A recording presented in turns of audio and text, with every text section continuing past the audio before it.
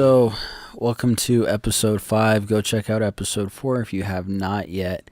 There's a new YouTube playlist as well I created that has all of the current episodes on it. So, go check that out if you missed any of the episodes. And never miss a moment of this podcast or anything else I do on YouTube by following Zach Electrify on YouTube, Facebook, Twitter, Instagram, and Snapchat. Also, not sponsored, but stay tuned to the end to find out how to get discounted Reno 1868 FC tickets for their home opener. Alright, getting into Reno 1868 news now. They have a new PR/communications manager. So somebody who's running all like the social media and the website and all of that. The person who was previously doing it, Aldo, is now in Memphis working with their soccer team. Time will show us how the front office holds up this season. A lot of new people in there. A lot of people left. People got promotions. Just different things going on in the front office. I don't know if this is because of the new PR person or whatever, or who made this decision, but they're working on changing the hashtag for this season. So the options they have right now are COYBIB, which is Come On You Boys in Blue. All for the blue, boys in blue, bleed blue. My thought is, why change it? The All for Our City hashtag was a good hashtag and it was a good tagline. Every business needs a tagline. Taglines, like logos, become more affiliated with a product or business over time through marketing. Changing a tagline for a business, in my opinion, is like changing a logo, which is basically trying to associate new things to your business. When this is done, all of the marketing work that had previously been done can't be built upon, and all the marketing work that was done up to that point now needs to be redone to get back to that previous point. This is why brands like McDonald's and Nike rarely change their logo or tagline and spend millions every time they do. Going away from the All for Our City hashtag doesn't really affect me too much. One of the things it does do, though, is further separate the Zach Plays Soccer brand from the Reno 1868 brand. This is only because one of my video series, which is the main video series, is called All for Our City. And then this podcast is called the All for Our City podcast. And it means that people won't automatically associate my content with the team, which isn't necessarily a bad thing, but and it's one of those things where it's only like the title, so as soon as people watch the video, they'll start to associate it with the 1868. Once they start watching the video, they'll see it, and then fans of my content already know it, so it's not that big of a deal. And honestly, it just means for me that I have to do more marketing this season and market maybe a little bit differently to make sure people understand what the content itself is, like the videos I make and stuff like that, what they are and who they're for and stuff like that. Last thing with this is comment below, because I want to hear people's thoughts on this. Comment below what you think the hashtag should be. Another thing Reno 1868 FC is doing along the lines of PR this weekend is they're filming a commercial for this weekend. Hopefully it's not like last year where they had one commercial and that commercial played all season. Personally, I don't like that. So what they're looking for is 1868 fans to join them for what I would assume would be background characters for the commercial, like people marching or whatever. It'll be at the Reno Arch at 4 p.m. this Sunday. I don't know what is going to happen or if I'll be there, because it does conflict with my upcoming soccer match, so I don't even know that I'll be there. But it should be good, I think. Last year's commercial was alright.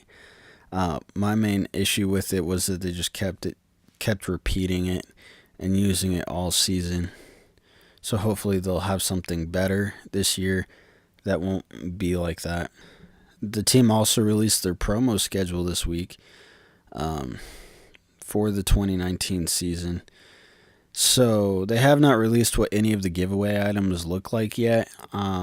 I'll probably talk about each item when they release them as far as design and my thoughts on the different items. Um, I'm looking forward to all of the giveaways. I love having giveaways. I have a huge collection of giveaways I've gotten from sporting events in my life. Some of the issues I have with the promo schedule are that some of the giveaways are done multiple times, and outside of bobblehead night and scarf night, there isn't really anything I think people will get upset about missing. Um, Maybe the fireworks on the 3rd of July. Some people that might be a big deal, but I mean, other than that, there's nothing on there that I saw, at least that stood out to me, that was like, oh, people are going to be upset if they miss that or whatever. Getting into actual news about what's going on the pitch now. I'm doing the following game reviews based on what the team tweeted. There weren't any highlights for any of these games, at least that I saw. So there's that. So that's just something to keep in mind when I'm talking about this. Or how did the team do in last weekend's tournament in Salt Lake? They did all right. They went 1-1 in the tournament, which isn't too bad. So looking at the first game against Real Monarchs, it looks like we got off to a solid start. We were at 1-0 less than 5 minutes in. The starting team was pretty much the same as the starting team at the beginning of the San Jose game, which is what I think is going to end up being our starters for the regular season. They were up 2-0 at the half. Both first half goals were scored by Danny Muzowski. He was subbed out of the game at the 62nd minute, along with 7 others, but he did manage to put 2 more in the net before he was subbed. I assume most of the players that were subbed in at that point were trial players. The final score was 4-0 Reno. Yeah, Danny really shined in that game. It seemed like he was really...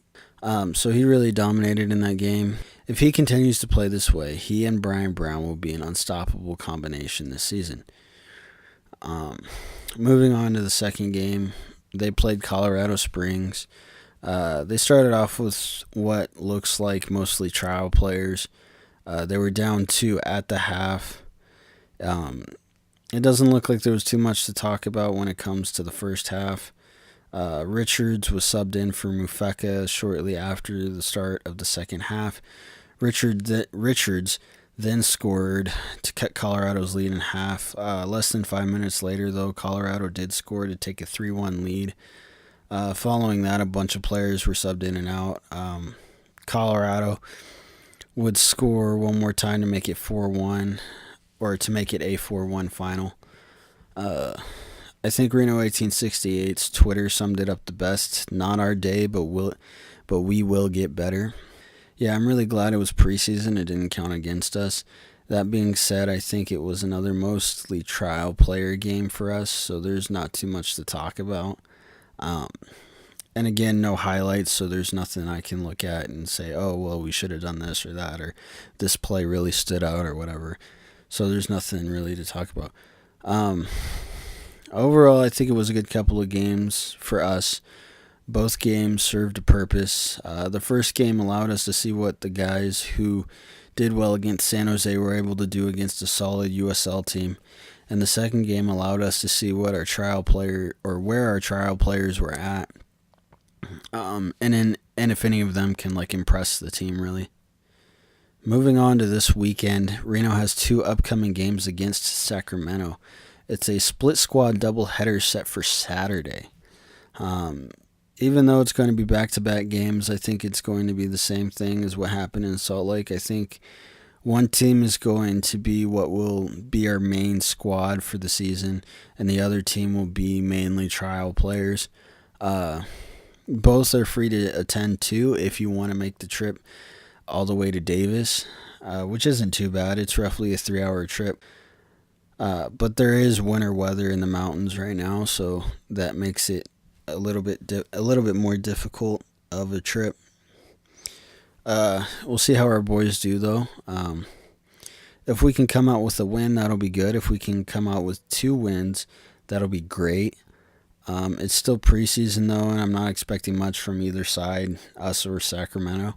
what I'm starting this week, and hopefully I'll continue to do it in the future, but what I'm starting is a new segment on this podcast, and it's called the Player of the Week. It's very basic, and it's me picking who I think stood out for Reno 1868 FC this week. For this week, I have chosen the player who scored in the 4th, 27th, 51st, and 57th minutes to be the key in the defeat of the Real Monarchs. This week's All for Our City Player of the Week is Danny Musovski. If he continues to play as well as he has been lately, he will be the Player of the Week again. I can guarantee it. In other team news, the Nevada Coyotes FC, their preseason game was canceled due to weather. They have also released their 2019 spring home schedule. It's 6 games between March 2nd and June 8th, and I wish them the best of luck this season. Lastly is just my indoor team. Recapping our last game is easy. We played in a really strong first half. We played really strong. We broke down on defense too much in the second half, and we just gave up way too much in the second half.